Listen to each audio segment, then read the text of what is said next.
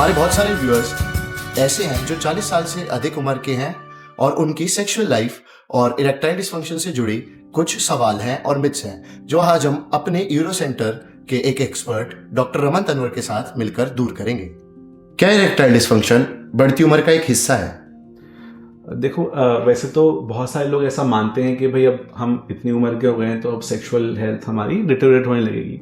पर अगर आप मुझसे पूछें और साइंस को अगर देखें, आप किताबों को पढ़ें तो 70 साल से पहले कोई भी सिम्टम सेक्सुअल नहीं आने चाहिए, है ना। अगर कोई सेक्सुअल सिम्टम किसी पुरुष को आ रहे हैं तो इसका मतलब ये हो सकता है कि उनकी बॉडी में कोई ना कोई प्रोसेस चल रहा है जो पैथोलॉजिकल है। पैथोलॉजिकल मतलब कोई बीमारी चल रही है, जैसे कि धमनियों के अंदर कोलेस्ट्रॉल जम जाना, जो कि सारे शरीर में हो रहा होता है, लिंग की आर्टरी में भी हो रहा होता है, दिमाग की आर्टरी में भी, हृदय की आर्टरी में। तो इस तरह की कुछ चीज़ें हो सकती हैं। या कभी जो हम आगे चर्चा अगर समय रहा तो करेंगे कि हार्मोन्स की बहुत सारी चीज़ें आते हैं जिनकी वजह से लोगों को लगने लगता है कि भाई ये चीज़ें आम होने वाली हैं। बट 70 साल तक ऑलमोस्ट इरेक्शन की सभी समस्याएं जो हैं वो पैथोलॉजिकल है, यानी कि उनके ऊपर गौर फरमाना चाहिए, डॉक्टर को दिखाना चाहिए। इसी चीज़ में थोड़ी गहराई में जाते हुए इरेक्टाइल डिसफंक्शन के आम कारण क्या हो सकते हैं?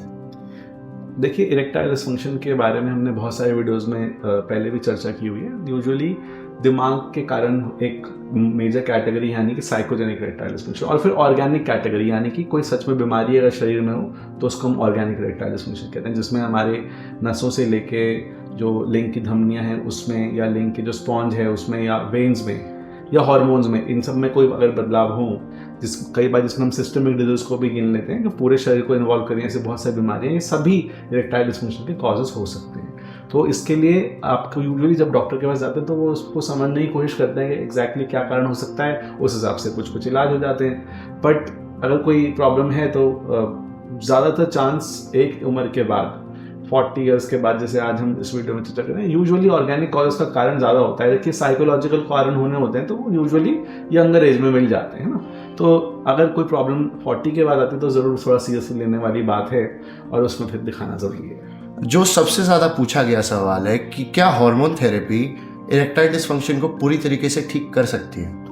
हाँ हर्ष, मेरे को लगता है कि ये काफ़ी कॉमनली पूछा जाने वाला क्वेश्चन है, या ऐसे कह सकते हैं कि मिथ रहती है लोगों को कि टेस्टोस्टेरोन ले लेंगे तो बिल्कुल वापस ही महापुरुष बन जाएंगे ना। तो सबसे पहली बात तो ये होती है कि अगर टेस्टोस्टेरोन में कोई प्रॉब्लम है तो उसके कुछ सिम्टम्स आते हैं जिसको हम एडम स्कोर के जरिए समझते हैं। तो एडम स्कोर जो है बेसिकली 10 क्वेश्चन का एक सेट है। इसमें से जो पहले 7 क्वेश्चन है उनका आंसर अगर हाँ हो, या लास्ट के 3 क्वेश्चन में से 2 का आंसर हाँ हो, किसी भी 2 का, तो हम उसके अंदर फिर टेस्टोस्टेरोन के लेवल को बॉडी में चेक करते हैं। एक ब्लड टेस्ट होता है सिंपल सा, यूजुअली सुबह 8 से 11 बजे के बीच में या 7 से 11 के बीच में ही ये टेस्ट दिया जाता है। और फिर इसकी रिपोर्ट के अनुसार अगर वो भी बहुत कम आता है, नॉर्मल रेंज से भी कम, और अगर इनके क्वेश्चंस के भी आंसर्स हाँ हैं, है ना, तो फिर हम कहते हैं कि ये टेस्टोस्टेरोन डेफिशिएंसी की वजह से सिम्टम्स आ रहे हो सकते हैं। और उस कंडीशन में ही हम टेस्टोस्टेरोन अगर दें तो फायदेमंद है। उसके अलावा टेस्टोस्टेरोन देने के तो फिर एक तरह से कहते हैं शाम थेरेपी है, यानी कि ऐसे मार्केट में बहुत लोग हैं जो टेस्टोस्टेरोन को बेच रहे हैं लोगों को, पुरुषों को, है ना,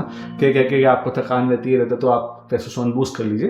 3-3, 4-4 के नॉर्मल लेवल्स पे भी अगर पुरुष मेरे पास आते हैं और टेस्टोस्टेरोन ले रहे होते हैं, ये भी एक गलत बात है। तो ऐसे मानना कि भाई हार्मोन थेरेपी से सब कुछ ठीक हो जाएगा, ये बहुत गलत है।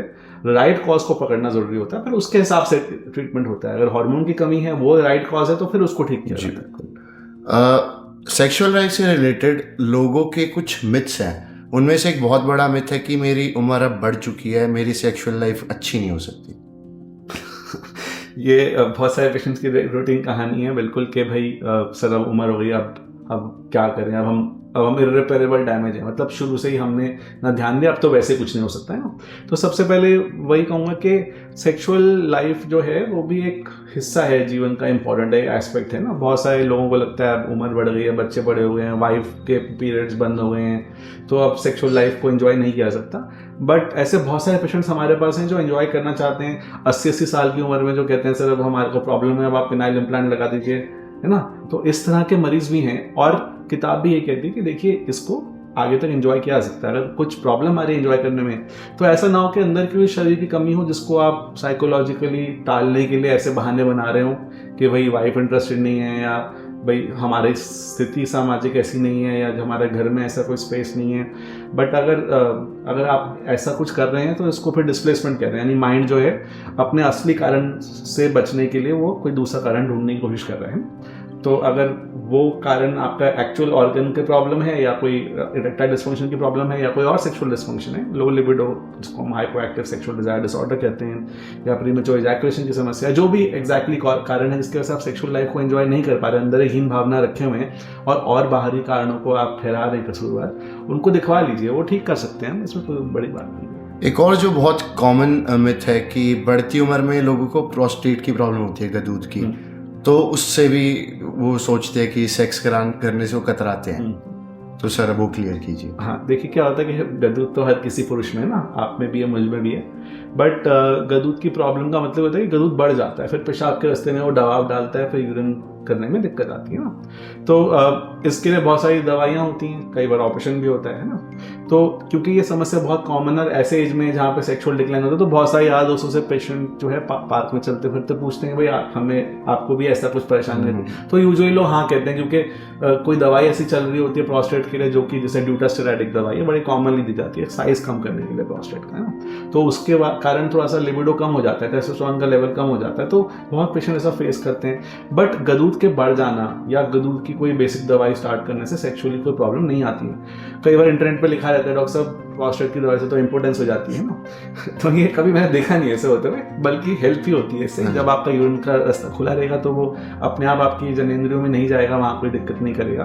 तो अगर प्रोस्टेट की समस्या है तो हाँ, मैं मानता हूँ कि कुछ एस्पेक्ट्स हैं सेक्सुअल लाइफ के, बट जब आप प्रोस्टेट की दवाई के लिए डॉक्टर से मिलेंगे जाएंगे तो उनको बताइए कि सर मैं अपनी सेक्सुअल लाइफ को प्रायोरिटी देना चाहता हूँ और मैं चाहता हूँ कि दवाइयाँ उस पर इफेक्ट डालें, तो डॉक्टर ऐसी दवाई नहीं लिखेंगे आपको, और कुछ और इश्यूज होंगे तो उनको भी बल्कि एड्रेस करेंगे, है ना। तो बल्कि ये तो एक मौका हो गया सेक्सुअल हेल्थ को ठीक करने का, रादर देन के उल्टा के भाई प्रोस्टेट की वजह से हमें सेक्सुअल प्रॉब्लम होने लगता है।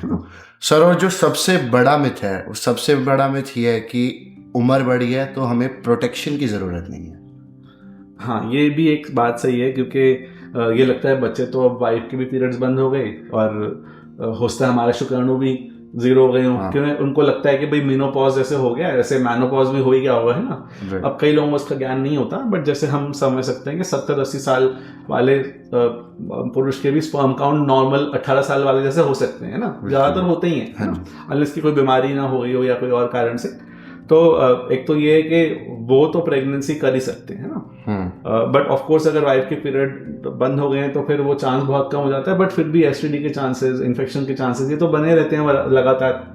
तो बहुत सारे पेशेंट्स ऐसे हैं जो 50-60 ईयर्स के आदमी, जब वो डायबिटिक भी हैं, फॉर एग्जांपल डायबिटीज बड़ा कॉमन है आजकल, तो उसके वजह से फिर प्रोटेक्शन नहीं यूज़ करते और फिर कोई इन्फेक्शन होते हैं तो वो आपस में फिर वो बैलोनोपोस्टाइटिस हो जाता है, खाल के आगे फिर लाली आ जाती है, इन्फेक्शन हो जाते हैं, उसमें प्रॉब्लम आ जाती है। तो प्रोटेक्शन तो आई थिंक हमेशा ही एक इम्पॉर्टेंट पार्ट है ना इस एक्ट का, चाहे कोई भी उम्र। मुझे आशा है कि आज के सवाल जवाब से हमारी सीनियर ऑडियंस की शंकाएं दूर हुई होंगी और उन्हें मदद मिली होगी। अगर आपके कोई और सवाल है तो हमें ईमेल करें। हमारे साथ जुड़ने के लिए आपका धन्यवाद।